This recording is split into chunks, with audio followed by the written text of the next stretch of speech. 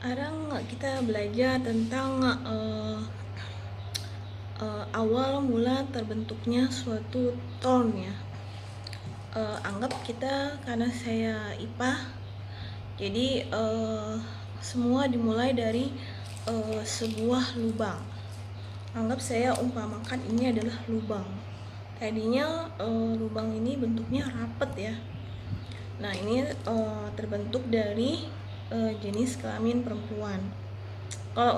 Jadi kita bisa melihat kalau bayi perempuan itu lahir, itu bentuknya alat kelaminnya atau alat reproduksinya seperti apa, sampai anak perempuan itu berusia mungkin 12 tahun sudah atau 9 tahun ya minimal untuk merasakan haid. Dia bentuk vaginanya dia mulai agak sedikit berbeda dari waktu dia bayi ya. Nah, sekarang untuk jenis kelamin laki-laki. Jadi kita perhatikan untuk bayi laki-laki, anggap aja ini peragaannya seperti ini. Saya ambil peragaannya. Jadi ini mungkin ini adalah lipstick, tapi ini peragaannya ini. Jadi tadinya kecil, bayi laki-laki itu mempunyai penis kecil.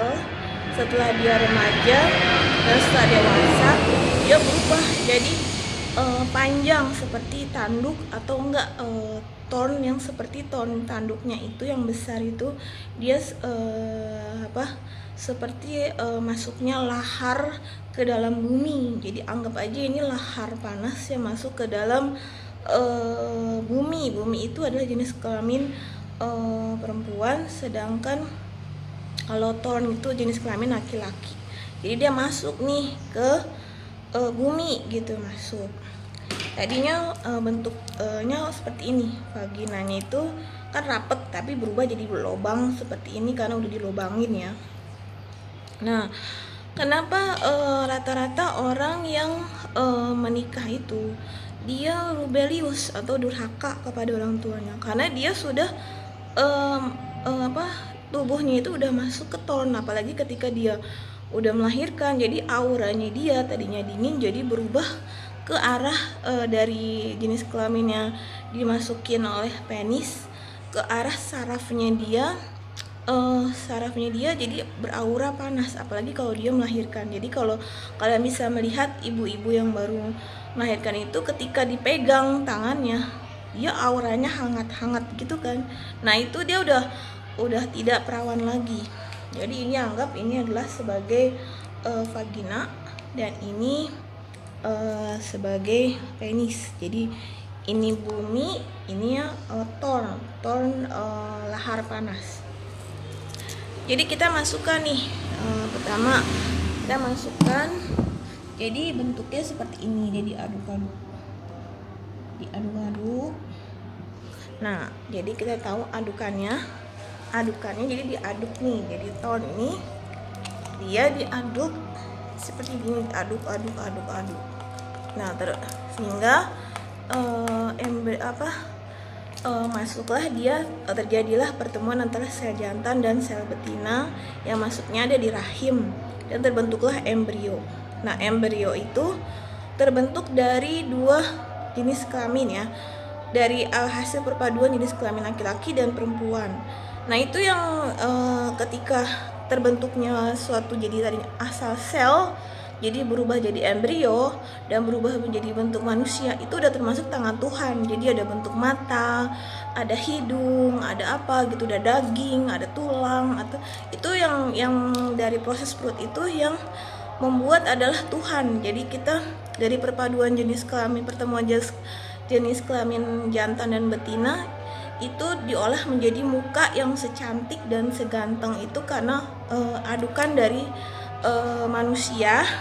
Tapi yang di dalam perutnya itu yang mengolah menjadi embrionya itu, setelah menjadi embrio adalah Tuhan. Jadi bentuknya kita mau matanya seperti apa? Oh, matanya seperti mamahnya. Oh, hidungnya seperti ayahnya. Oh, bibirnya seperti ininya.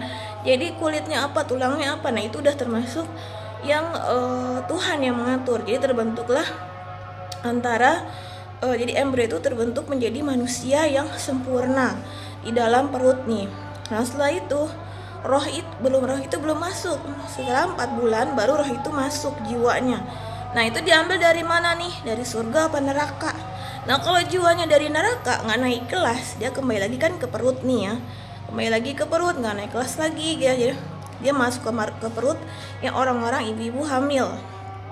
Situ dia jiwanya masuk dengan air, tadinya dia identitasnya mungkin Asia, jadi identitas jadi Eropa.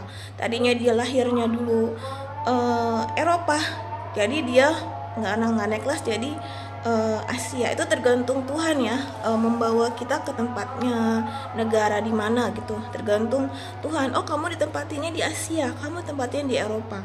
Tapi ada juga orang yang menggunakan seeker, jadi dia tanpa dia harus lahir kembali, dia menggunakan supaya dia berubah wujudnya menjadi dari Asia ke Eropa. Jadi dia menggunakan untuk menghindari dari segala hutang piutang atau enggak permasalahan dulu dengan identitas lamanya, dia berubah menjadi identitas jadi Eropa. Itu juga dengan bantuan penyihir kelas dunia yang namanya seeker juga lah gitu ya, kayak gitu ya. Nah sekarang kita bahas kenapa disebut thorn penis itu. Karena kalau kita tidak tidak bisa mengenal apa itu penis, apa itu vagina gitu ya, kita akan menjadi orang yang termasuk bodoh, seperti ras-rasnya kucing yang lain. Kok saya, kan dia kawin cerai nih misalnya manusia, kok saya hamil terus ya, padahal saya nggak melakukan, karena lobangnya dia udah jebol seperti ini, tidak seperti perawan lagi. Jadi jebol ini dia, susah tertutupnya adalah melalui agama, bimbingan, kasih sayang dari orang-orang terdekatnya. Itu orang-orang yang sudah memiliki jebol lubang ini. Nah mereka harus melakukan kewajiban, karena mereka udah sebagai istri, sebagai suami, dan sebagai orang tua.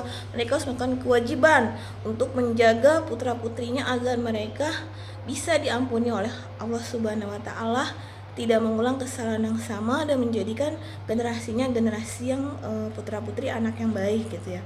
Jadi seperti itu. Jadi thorn saya anggap realistik itu ya, peragaannya masuk ke dalam lubang vagina. Ini akan menimbulkan suatu habit itu kebiasaan.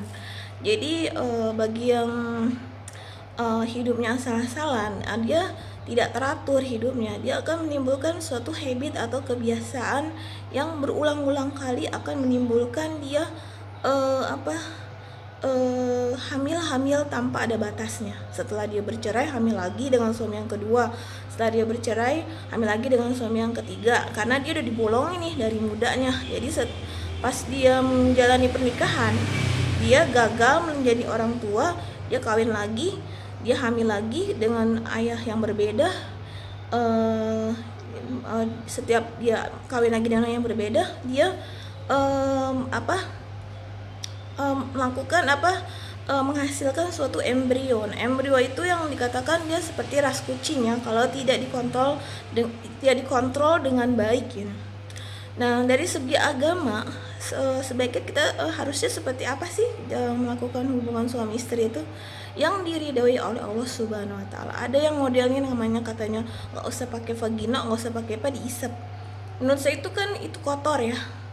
Jangankan diisep, kita aja menghirup udara kotor itu udah terkontaminasi nih, langsung sakit nih.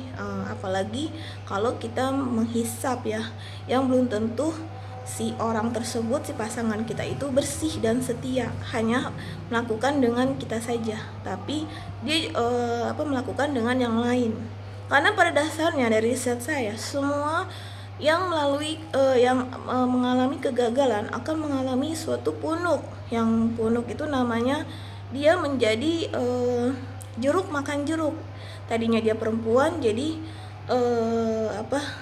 jadi omni, laki-laki bisa jadi laki-laki, bisa jadi perempuan, karena setelah dilubangin dia jadi berubah jiwanya, bisa jadi laki-laki, bisa jadi perempuan. Begitu juga laki-laki, dia juga bisa jadi omni, bisa jadi laki-laki, bisa jadi perempuan. Jadi omni dengan omni kalau tidak dikontrol dengan baik. Jadi dia bingung nih, saya itu nggak punya rasa cinta, saya hanya punya kebiasaan untuk melakukan. Itu seperti ras-ras binatang yang lain ya. Jadi hanya reproduksi aja. Ini waktunya musim kawin nih, kawin gitu ya. Setiap itu musim cerai nih, kawin lagi, kawin, jadi seperti itu. Jadi karena udah terbukanya lubang nih, dia kan akan membentuk thorn atau panas, dan dia jadi istilahnya bebal gitu ya, jebol gitu. Jebol berarti dia tidak ada pengontrolan dirinya. Bisa jadi dia bisa kalau dia dikontrol, dia bisa juga berak sendiri, tiba-tiba keluar karena udah jebol, kencing sendiri, ngompol sendiri gitu ya, karena udah jebol semua organnya dalam tubuhnya. Makanya bukannya saya durhaka ya, kita itu harus tahu ya, kita semua akan menjadi orang tua, kita itu dulunya akan menjadi orang tua, mau itu dia punya anak atau tidak punya anak, mau itu dia menikah atau tidak menikah, kita semua akan menjadi orang tua. Tapi pada dasarnya kita harus tahu nih batasannya, supaya kita tidak menderita atau kesakitan terus menerus.